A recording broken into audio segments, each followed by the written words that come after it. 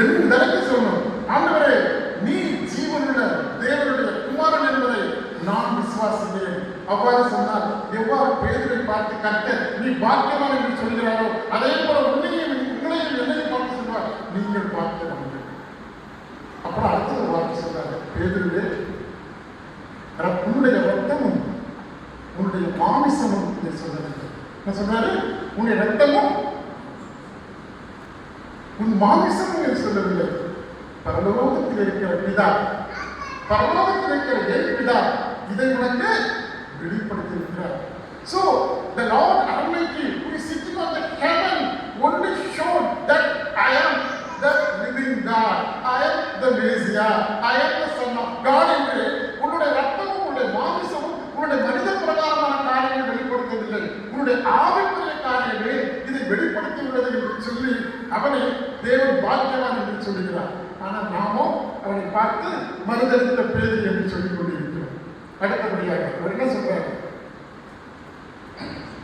நீ கண்மலை, நீ கண்மலை, பேதுருவே நீ கண்மலை, இந்த கண்மலையின் மீது என் ஆலயத்தை நான் கட்டுவேன். I am going to construct my bridegroom, I am going to construct my church on you because you are the rock, because you are the first person who identified I am the Son of God. Hallelujah, hallelujah. இன்னும் ஒரு அற்புதம் சொல்ற உடனே அது மாத்திரம் சொல்ல, அடுத்தது என்ன சொல்ற தெரியுமா? உனக்கு நான் என்ன கொடுக்க போறேன்? பரலோகத்தின் திறவுகோல்களை நான் உனக்கு கொடுக்க போகிறேன்.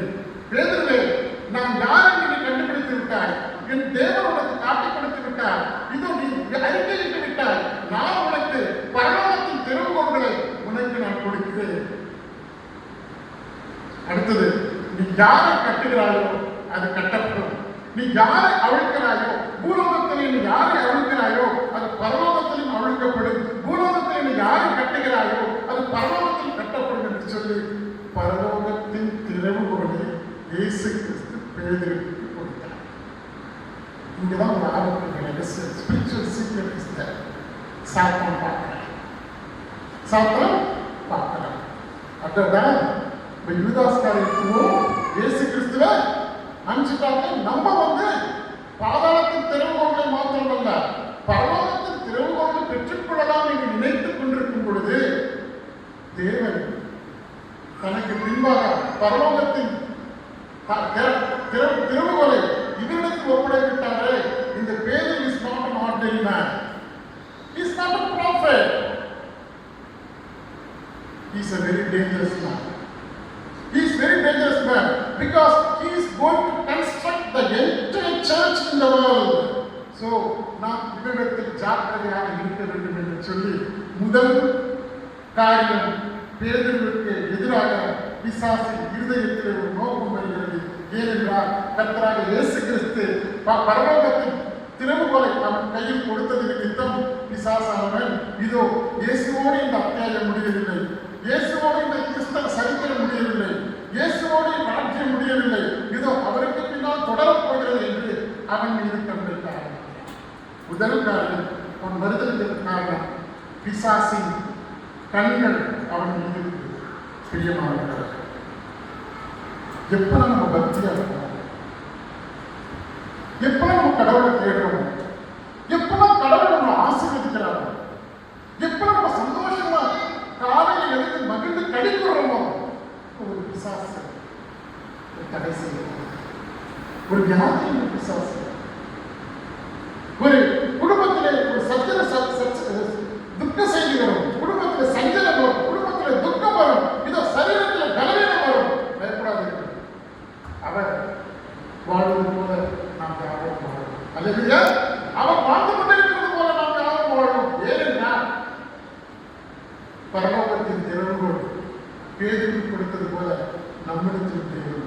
அல்லது பரலோகத்தின் திறவுகோல் நம் கையில் இருந்தால் பிசாசானவன் என்ன கட்டளை நம்ம கிட்ட வருவான். அந்த பிசாசை மேற்கொள்ள சக்தியை நாம் தெய்வத்திலிருந்து எவ்வாறு பேசி பெற்றுக் கொள்கிறது பார்க்கலாம். அடுத்தபடியாக இரண்டாவது, லூக்கா எழுதின சுவிசேஷம் 22ஆம் அதிகாரம் 31-32.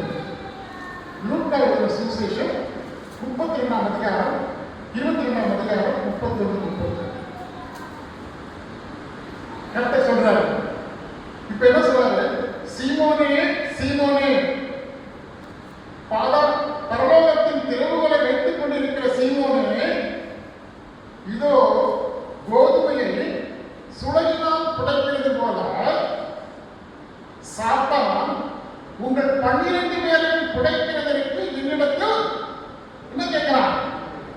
He seeks permission. அவர் சுலைமான் புடைக்கிறது போல என்னத்தில் அவன் அனுமதி கேட்கின்றான்.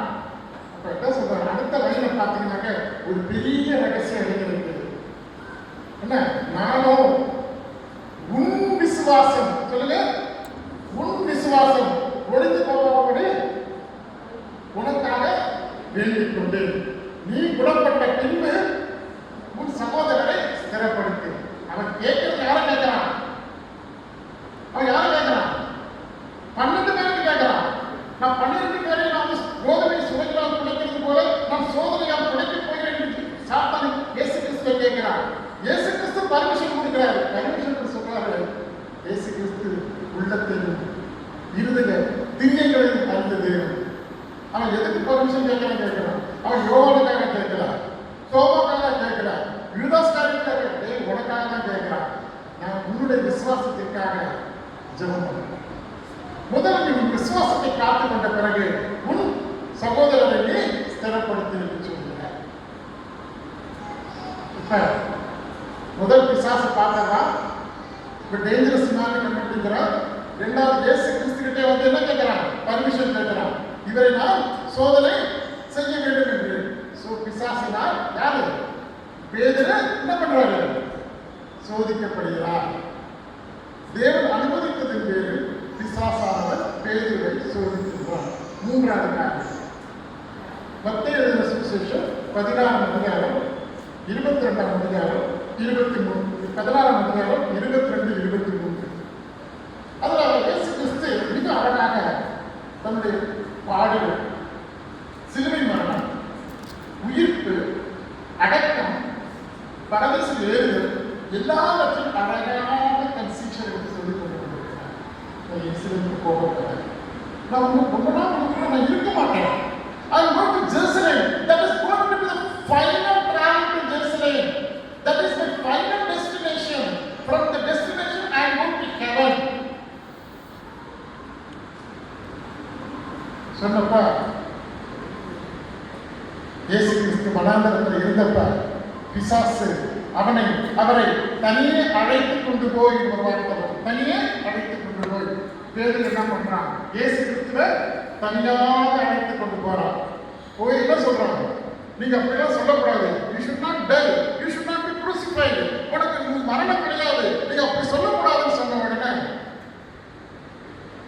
கர்த்தராகிய இயேசு கிறிஸ்து அவனிடத்தில் இருந்த ஆவியை பார்த்து விட்டார். He has seen the spirit what is in existence with the Peter. அவனுக்குள்ள இருந்த ஆவியை பார்த்து விட்டார்.